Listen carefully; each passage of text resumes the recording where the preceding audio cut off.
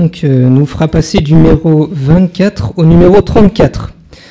Jean-Paul II ouvre ce nouveau chapitre en faisant référence à une rencontre historique entre foi et raison. Dans son discours aux philosophes d'Athènes, saint Paul met en lumière cette vérité incontournable. Au plus profond du cœur de l'homme sont semés le désir et la nostalgie de Dieu. Jean-Paul II relève qu'en tout temps, l'homme manifeste ce désir intérieur par l'art, dans lequel il exprime les aspirations de sa recherche. Et il ajoute « La philosophie, de façon particulière, a épousé ce mouvement et a exprimé, avec ses moyens et selon les modalités scientifiques qui lui sont propres, ce désir universel de l'homme. Même si ce désir peut paraître parfois bien enfoui, caché au point d'en être oublié, il demeure pourtant inscrit dans la nature de l'homme, et il existe, nous dit Jean-Paul II, un chemin que l'homme peut parcourir s'il le veut. Ce chemin part de la capacité de la raison de s'élever au-dessus de ce qui est contingent pour s'élancer vers l'infini. De là découle toute la logique de ce chapitre. En premier lieu, et ce sera la première partie, Jean-Paul II relève que l'homme est un être en quête de vérité. Puis, ce sera la deuxième partie, cette recherche de vérité l'amène à vivre de croyance, attitude qui non seulement enrichit sa connaissance, mais plus encore perfectionne sa personne.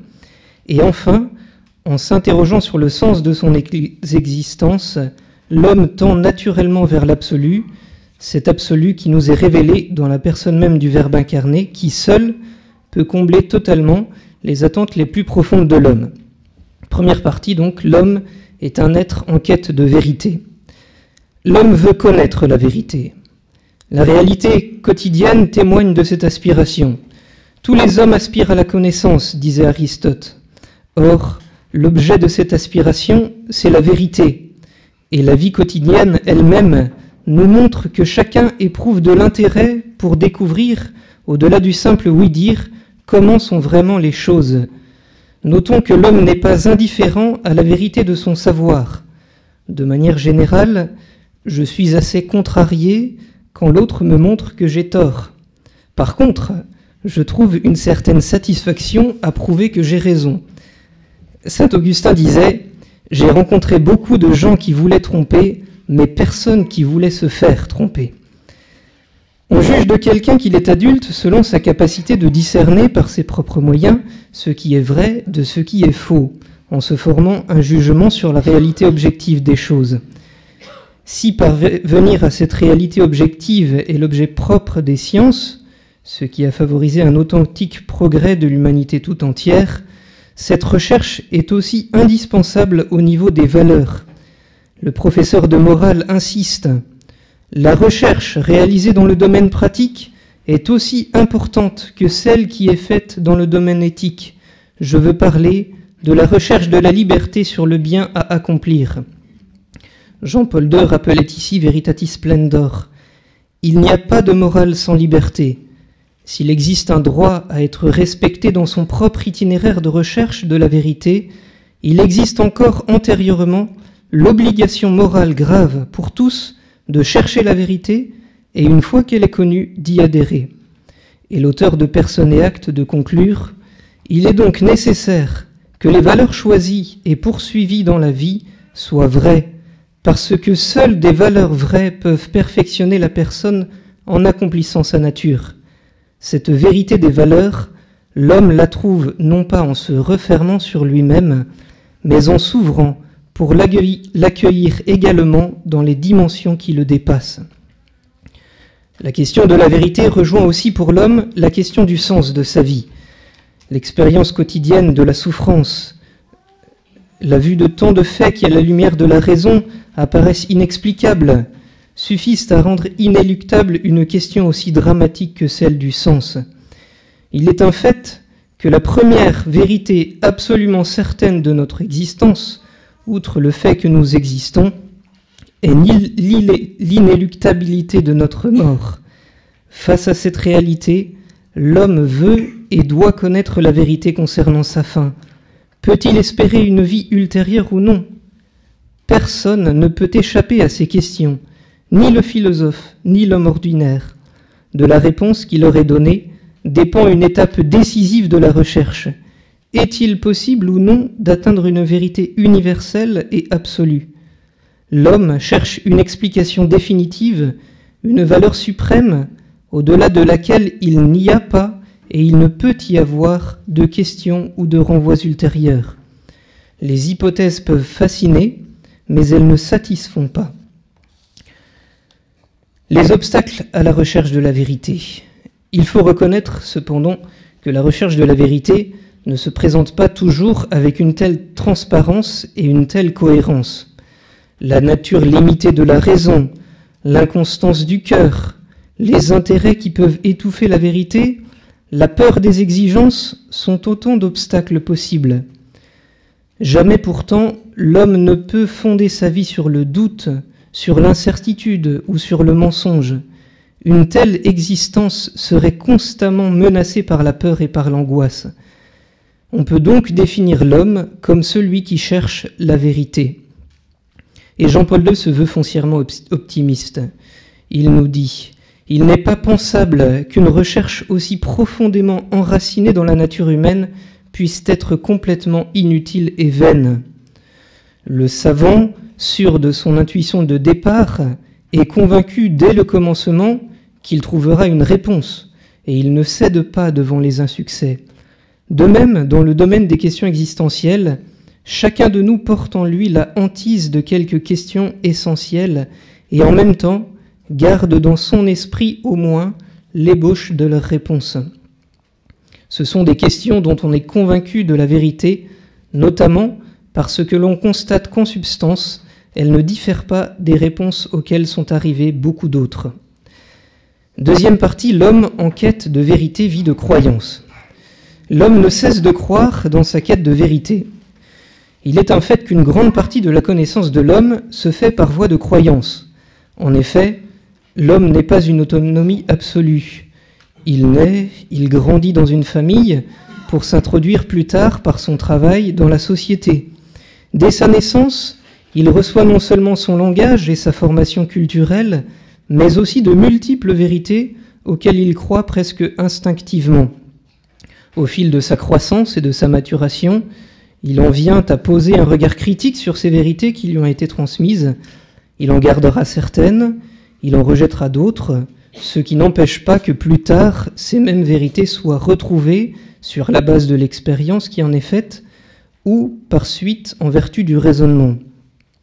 Relevons donc que dans notre vie, les vérités simplement crues sont beaucoup plus nombreuses que celles que l'on vérifie par l'expérience personnelle. Généralement, on ne cherche pas à vérifier les innombrables résultats des sciences sur lesquelles se fonde la vie moderne. De même, et parfois peut-être à tort, on ne contrôle pas personnellement le flux des informations qui, jour après jour, parviennent à nous de toutes les parties du monde et que l'on croit généralement vraies. Il faut reconnaître que nous nous appuyons aussi sur les chemins d'expérience et de pensée par lesquels se sont accumulés les trésors de sagesse et de religiosité de l'humanité. L'homme, être qui cherche la vérité, est donc aussi celui qui vit de croyance. On peut, dans son acte de croire, chacun se fie aux connaissances acquises par d'autres personnes. Et on peut remarquer ici un certain paradoxe. D'une part, la connaissance par croyance apparaît comme une forme imparfaite de connaissance, puisqu'elle doit se perfectionner progressivement jusqu'à l'évidence atteinte personnellement. Mais d'autre part, elle se révèle soudainement humainement beaucoup plus riche que la simple évidence personnelle. Pourquoi ? Par le fait qu'elle inclut un rapport interpersonnel. Dans ce rapport, j'éprouve cette capacité de me fier à d'autres personnes et d'entrer dans un rapport plus stable et plus intime avec elles. La croyance perfectionne l'homme. Non seulement le fait de croire n'est pas irrationnel, c'est ce que nous venons de voir, mais en plus, il conduit l'homme vers sa perfection. Jean-Paul II écrit « La perfection de l'homme ne se trouve pas dans la seule acquisition de connaissances abstraites de la vérité, mais elle consiste aussi dans un rapport vivant de donation et de fidélité envers l'autre. La croyance, qui est confiance dans l'autre, achemine l'homme vers la perfection de son être. Dans cette fidélité qui sait se donner, l'homme trouve pleine certitude et pleine sécurité. En même temps, cependant, la connaissance par croyance, qui se fonde sur la confiance interpersonnelle, n'est pas sans référence à la vérité. En croyant, l'homme s'en remet à la vérité que l'autre lui manifeste. Pour illustrer ce propos, Jean-Paul II fait référence au témoignage des martyrs. Le martyr est le témoin le plus vrai de la vérité de l'existence. Il sait qu'il a trouvé dans la rencontre avec Jésus-Christ la vérité sur sa vie, et rien ni personne ne pourra jamais lui arracher cette certitude. En somme, le martyr suscite en nous, dit Jean-Paul II, une profonde confiance, parce qu'il dit ce que nous sentons déjà et qu'il rend évident ce que nous voudrions nous aussi trouver la force d'exprimer. Dernière partie, la vérité ultime révélée par le Christ. La quête de vérité ne peut aboutir que dans l'absolu. Comme l'avait déjà fait remarquer Jean-Paul II, l'homme par nature cherche la vérité, pas seulement des vérités partielles, observables ou scientifiques, pas seulement le vrai bien pour chacune de ses décisions. Sa recherche tend vers une vérité ultérieure qui soit susceptible d'expliquer le sens de la vie. C'est donc une recherche qui ne peut aboutir que dans l'absolu. L'homme peut atteindre une telle vérité non seulement par une voie rationnelle, mais encore par l'abandon confiant à d'autres personnes. Le phénomène de croyance, mis en lumière plus haut, est ici décisif pour atteindre ce but. L'homme ne peut se passer ni de son intelligence, ni de sa capacité d'aimer pour l'atteindre. La quête de sens de l'homme implique un engagement de tout son être, et l'on entrevoit déjà que seule une rencontre personnelle apportera une réponse adéquate. L'homme, dit Jean-Paul II, est engagé sur la voie d'une recherche humainement sans fin, recherche de vérité et recherche d'une personne à qui faire confiance. Le Verbe incarné répond aux attentes les plus profondes de l'homme.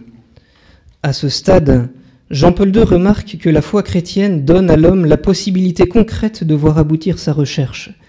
Dépassant le stade de la simple croyance, en effet, elle introduit l'homme dans l'ordre de la grâce qui lui permet de participer au mystère du Christ, dans lequel lui est offerte la connaissance vraie et cohérente du Dieu un et trine. Ainsi, en Jésus-Christ, qui est la vérité, la foi reconnaît l'ultime appel adressé à l'humanité pour qu'elle puisse accomplir ce qu'elle éprouve comme désir et comme nostalgie. Dernier point, le Christ unit vérité scientifique et vérité philosophique. La vérité révélée en Jésus-Christ n'est pas en contradiction avec les vérités que l'on atteint en philosophant. L'unité de la vérité repose sur le fait que le Dieu créateur est aussi le Dieu de l'histoire du salut. Le même et identique Dieu, qui fonde et garantit l'intelligibilité et la justesse de l'ordre naturel des choses sur lesquelles les savants s'appuient en toute confiance, est celui-là même qui se révèle Père de notre Seigneur Jésus-Christ. Cette unité de la vérité, naturelle et révélée, trouve donc son identification vivante et personnelle dans le Christ. Il est la parole éternelle en laquelle tout a été créé, et il est en même temps la parole incarnée que le Père révèle dans toute sa personne. En conclusion, Fides et Ratio réaffirme que l'homme est un être qui cherche la vérité.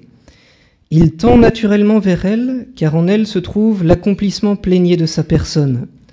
Cette perfection de la connaissance implique l'activité de l'intelligence, mais aussi la fidélité et la confiance constitutives du fait de croire.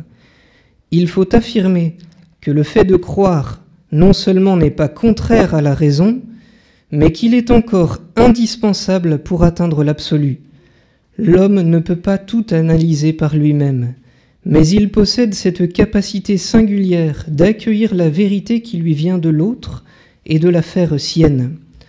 De par sa nature, l'homme est donc capable de rencontrer celui qui est lui-même la vérité. Il faut donc dire que l'activité de la raison prépare l'homme à la rencontre de la vérité en personne. Intellego ut credam, je crois pour comprendre. Il faut dire aussi que priver la raison de la foi chrétienne revient à priver la raison de la possibilité concrète de voir aboutir sa recherche.